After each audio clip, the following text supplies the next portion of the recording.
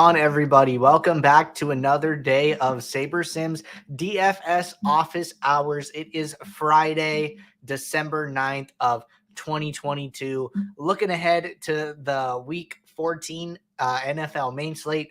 As always on a Friday, got a 10-game NBA slate as well as a 10-game NHL slate. Should be ton of DFS action on tap today. Looking ahead to the weekend, I think we got MMA as well. So it should be a fun weekend as always. For those of you who are new here, welcome. My name is Andrew. I am one of the coaches over here at SaberSim. This is a show where we go over how to use the SaberSim app, answer any and all DFS related questions that come in the office hours channel in our Discord server. If you are not a member of our Discord, there is a link in the description to get joined up. Highly recommend it. As always, tons of good DFS conversation and communication happening in those channels. For instance, yesterday I was doing a little live scouting at the Rams and Raiders game. Unfortunately, they made the QB switch after the first drive.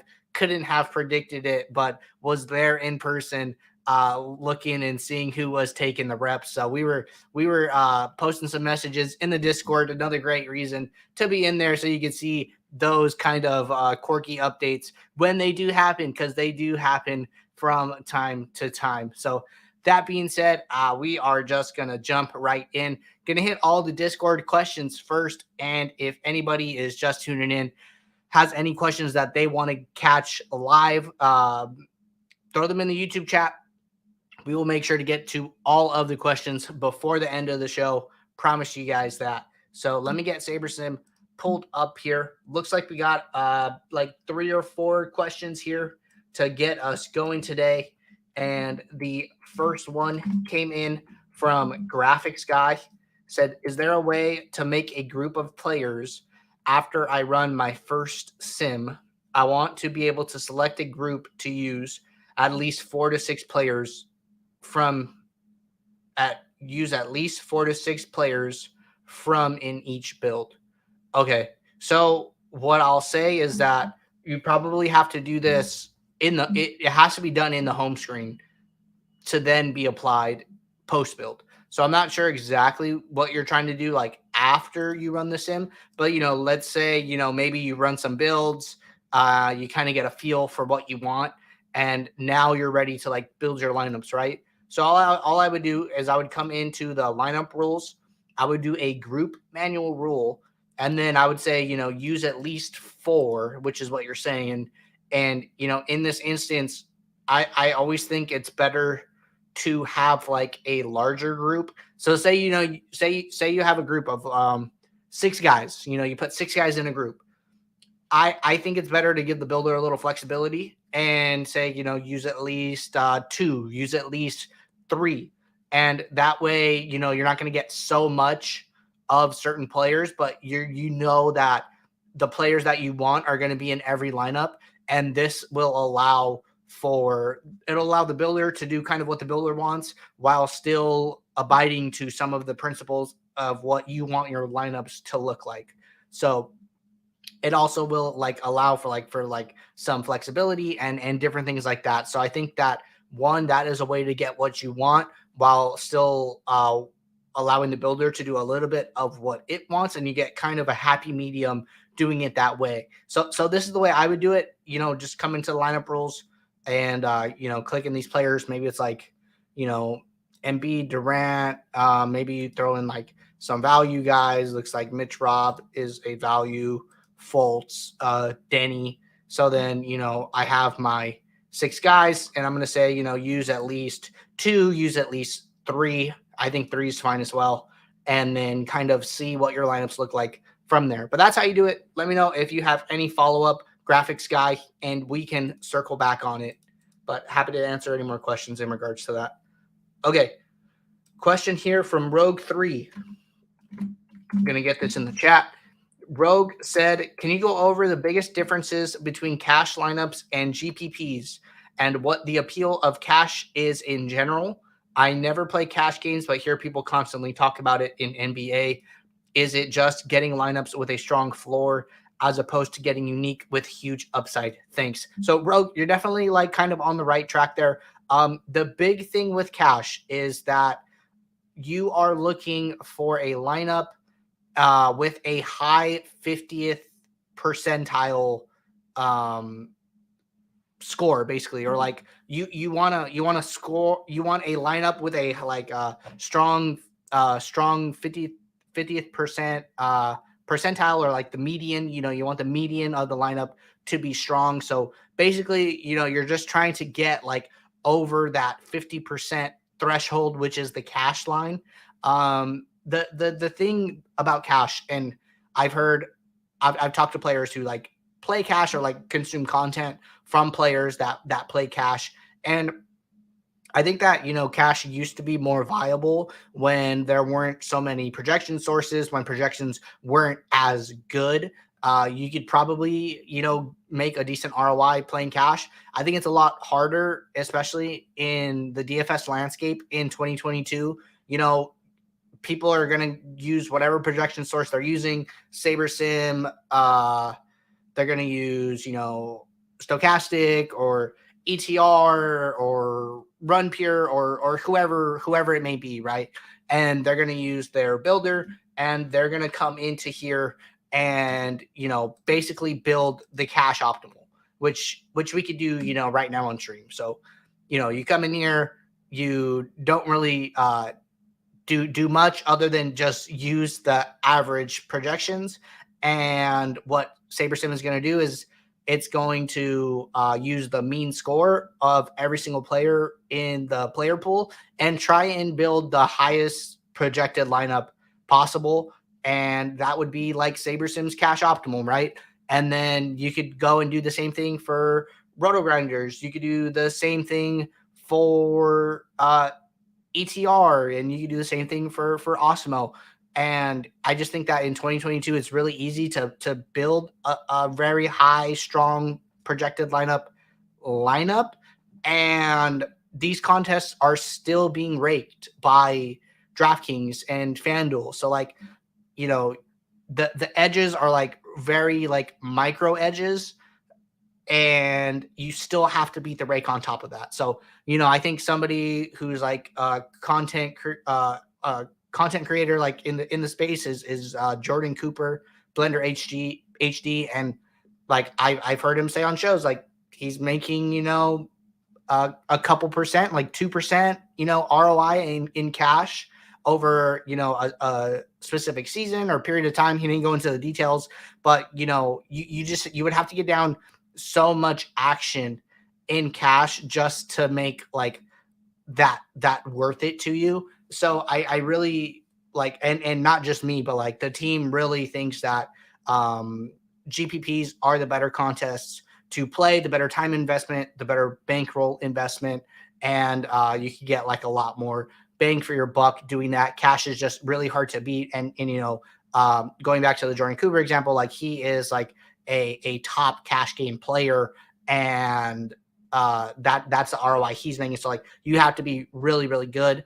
And then on top of that, what ROI are you making, even if you're one of the better players in that type of contest. So just some thoughts on cash. I think it's just, really easy to build good cash lineups. If you are playing cash, I would highly recommend coming in and changing this lineup sorter to do 50th percentile. I think that is the optimal sorting method that we offer at the time.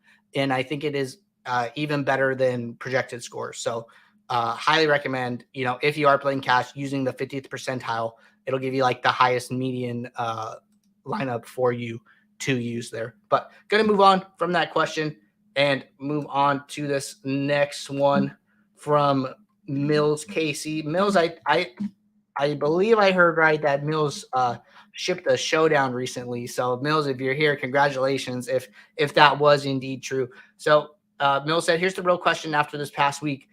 How do you suggest handling unprojected players?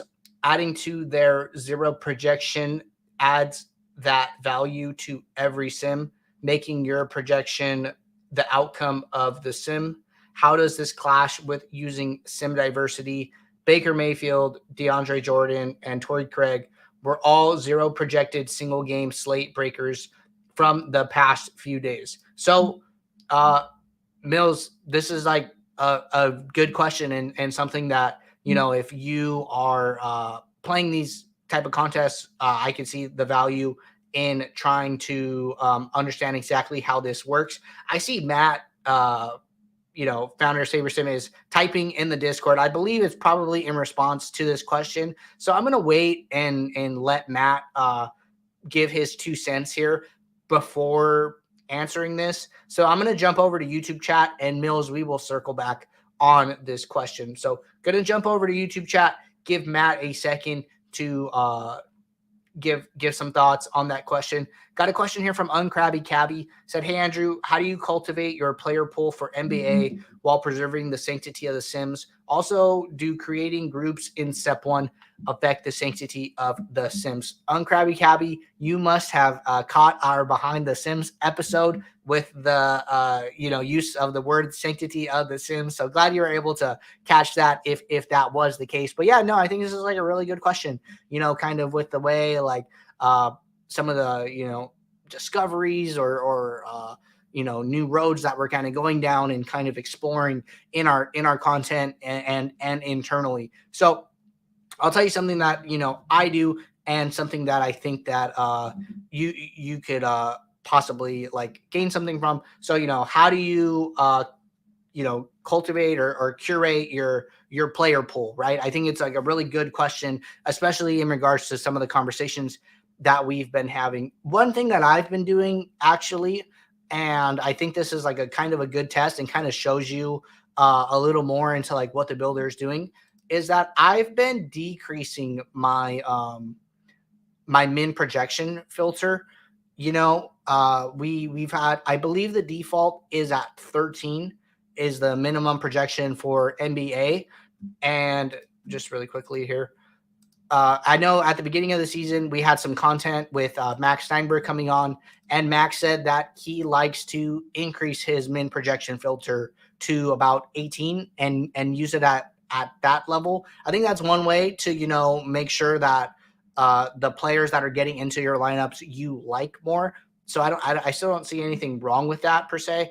But in regards to what I've been doing ever since, we kind of had that conversation with Andy, Matt, and Jordan, is I've actually been lowering it further past the threshold and letting, like, I'm trying to let the builder, I'm trying not to take anybody out of the player pool. Let the builder build the lineups that it wants to, and then spot check that in after the build is run and see who's getting into my lineups, even with me putting this threshold really low. So I'm going to demo that for you and kind of show you what I'm talking about. So, min projection of greater than 13 by default, I'm going to come in here and then I'm going to lower it. So my projection, show players with my projection greater than, 7.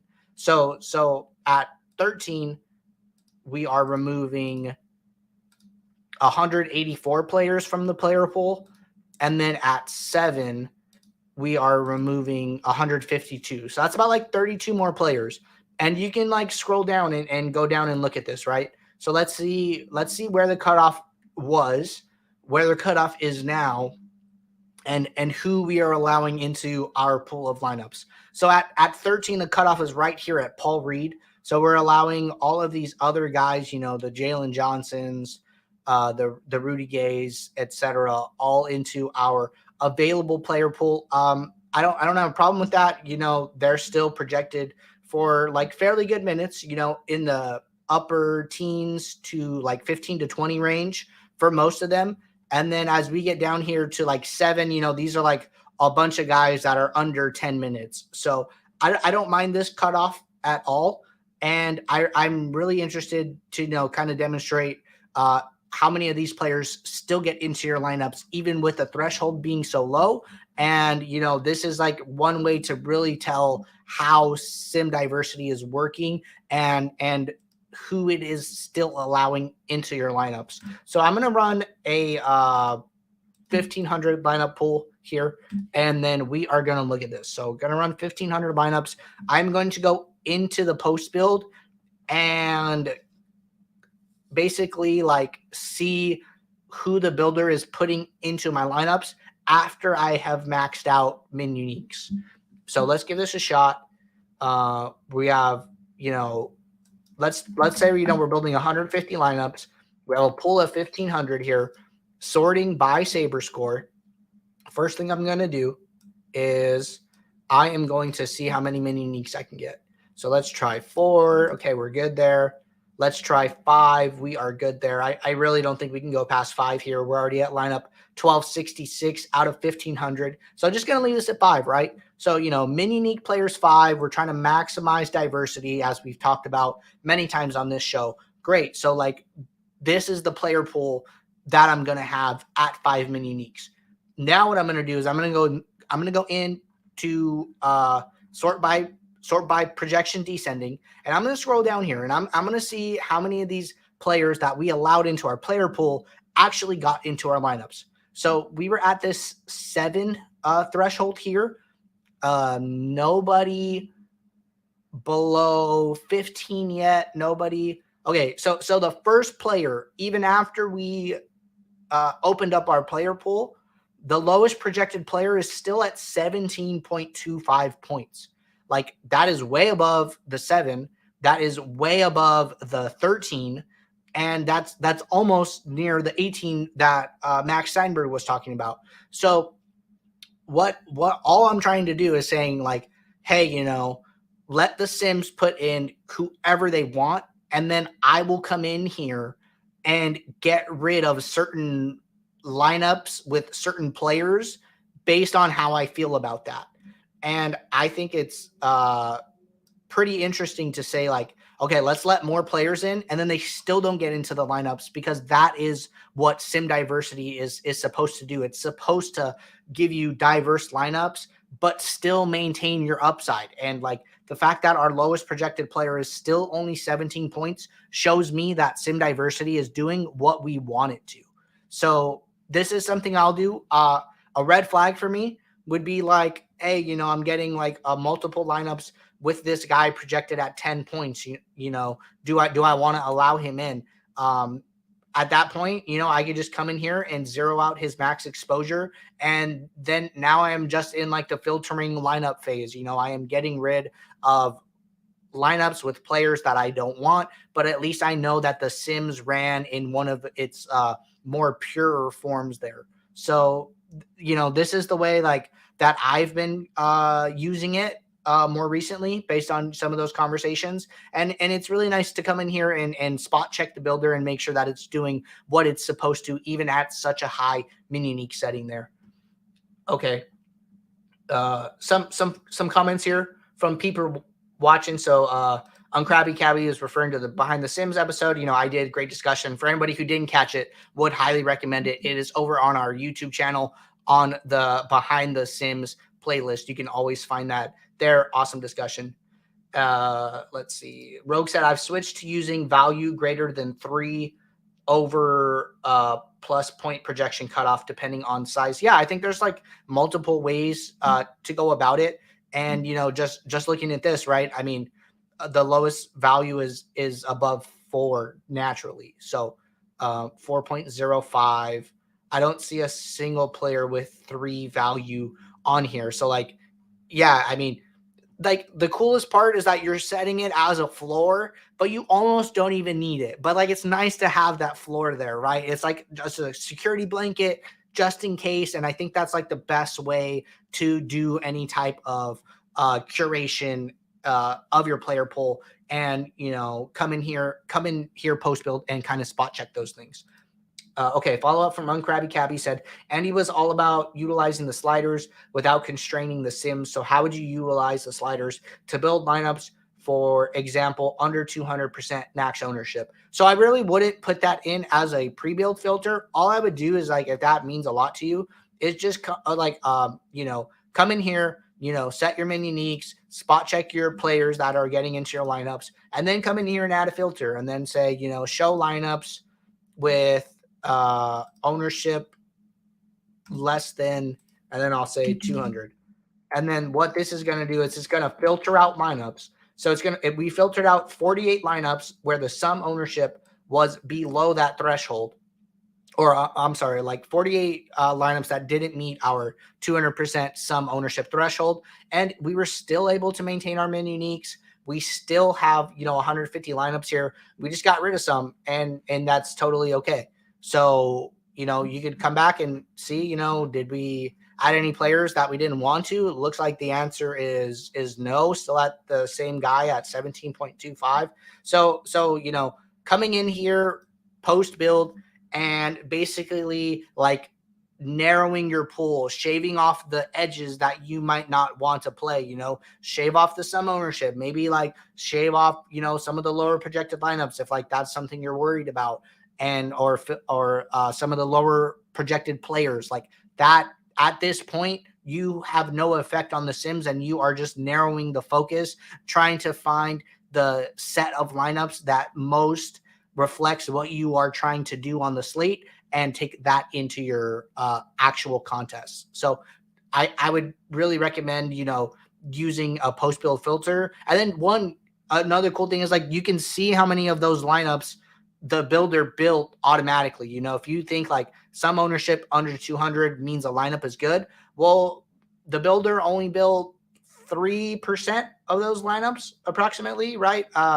15 lineups is 1% of 1,500. So, about 3% of your entire pool was over that threshold. And, you could come in here and like, you could see what those lineups look like, right? Maybe look at like some of the higher Saber score ones. And, this was like a rank 4, see what it looks like and see like, maybe why you would deem it good enough to be in your pool in the first place. So you could definitely, have like a little back and forth with some of those rules and see what those lineups look like. And you could be saying, I wouldn't want to play this lineup and, agree with why it's in the trash. Or maybe be like, oh, maybe I'm okay playing this one at 210% because I have 3 guys in the 10%, 4 guys in the 10% range, 1 guy at sub 1%. Like there's no way this is going to be duped, etc. So just some food for thought there for you, uncrabby cabby, but happy to show off what sim diversity is doing naturally. And hopefully, for all the users watching can like gain a little more trust in how effective it is on its own with minimal constraints. Okay, gonna circle back to this question from Mills and just gonna reread it and then take a deep dive into what Matt is saying here. So gonna get this question into the chat. I don't think that I have brought it over yet. Okay, no, I did. So Mill said, here's the real question. After this past week, how do you suggest handling unprojected players? Adding to their 0 projection adds that value to every sim, making your projection the outcome of the sim. How does this clash with using sim diversity? Baker Mayfield, DeAndre Jordan, and Torrey Craig were all 0 projected single game slate breakers from the past few days. And then Matt jumped in here, and I am just going to read Matt's response because it will be a lot more intuitive. So Matt said, this is actually not how it works. When you set a projection for someone not in the Sims, we try to match them to the most similar player and then adjust that distribution to match the input projection. For example, if you set Baker to 10 points and Wolford was at 13, then we'll use Wolford's distribution for Baker and then adjust it 3 points down. Okay, that makes a lot of sense to me. So, just to kind of clarify and kind of demonstrate this. So I'm going to jump back to the showdown from yesterday and we can talk about this. So, jumping back to yesterday's showdown, Vegas versus the Rams. If you were playing, you knew that the quarterback situation for the Rams was very up in the air. Wasn't clear who was going to start and or play the entire game. So what Matt is saying is that, we have Wolford here projected for 13.58 points. If you click on him, this is his distribution of outcomes and across our sims, right? So, Mills is asking, hey, what happens when I say that I'm going to switch quarterbacks? Basically, I want to zero out Wolford and I want to give a projection to Baker Mayfield, but I might not want to one for one them. So let's say that you did one for one them, right? So I'm going to come in here. I'm going to zero out Wolford. And then I'm going to come down here to Baker Mayfield, and then I am going to give him the exact projected points that Wolford had. What Matt is saying in the Discord is that since they are both quarterback position, we are going to take Baker and try and match him to the closest related player that is in the Sims. So that would be Wolford in this instance. So we will essentially, I don't know why this is clicking. 1 second, trying to pull up this distribution again. And it is giving me some trouble here. Okay. Having a little trouble pulling up the range of outcomes for some reason here. I think this is a good chance to, use the reset all button and try again. And that looks like it worked. And I'm going to come in here, give Baker the points. And that looks like it worked as well. Going to reset this. So if I were to go back down to Wolford and pull up his distribution, which it should work now. Okay, great. So what we're going to do, if we give Baker the exact projection that we give that Wolford had, because they both play quarterback, we are basically going to like one for one swap them in the Sims, and we are going to give Baker Wolford's distribution. We've talked about how changing projection affects the range of outcome on this show many times. So let's say, like for example, we've always said that, if you move a person's projection 2 points higher, we are going to shift that person's range of outcomes in the Sims. And for every time they score 10, now they score 12, et cetera, et cetera. So we're going to do the same thing for Baker in this instance. If you set Baker to, maybe 10 points, maybe you don't want to give him the exact point projection that Wolford had at 13, you want to give Baker 3 points less. We're going to give Baker Wolford's range of outcomes, and then we are going to decrease Baker's every time he scores in the Sims. He scores 10, now he scores 7. He scores 15, now he scores 12. So that is what is taking place and is my interpretation of what Matt is saying. Seems really intuitive. You are taking a range of outcomes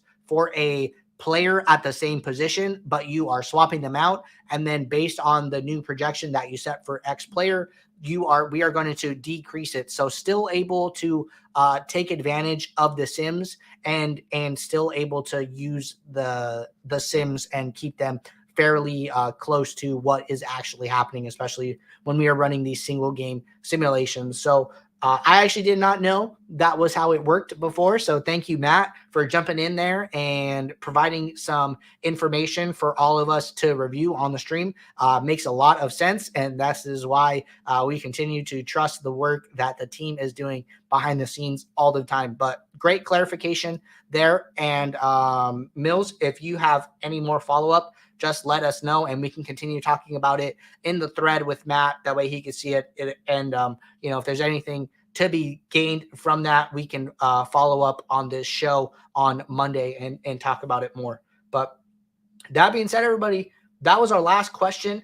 If anybody has any more questions, now is a great time to get them into the chat. I will hang around for a couple of minutes here and give anybody a chance to jump in and ask any final questions ahead of the weekend. Got I think we have a pretty big MMA card, 14 gamer tomorrow, or 14 fight card, not gamer. So that'll be pretty interesting. I think we got the 10 game NFL slate. Should be fun as always, week 14. And, if you are, have been participating all season long in our Max Challenge giveaway, do not forget to max enter the Mini Max contest. Getting really close to the end of the season, and all of the end of the season prizes should be an awesome giveaway. And it's been a fun time doing it all season long. So continue to participate in the Max Challenge to get those end of the season prizes.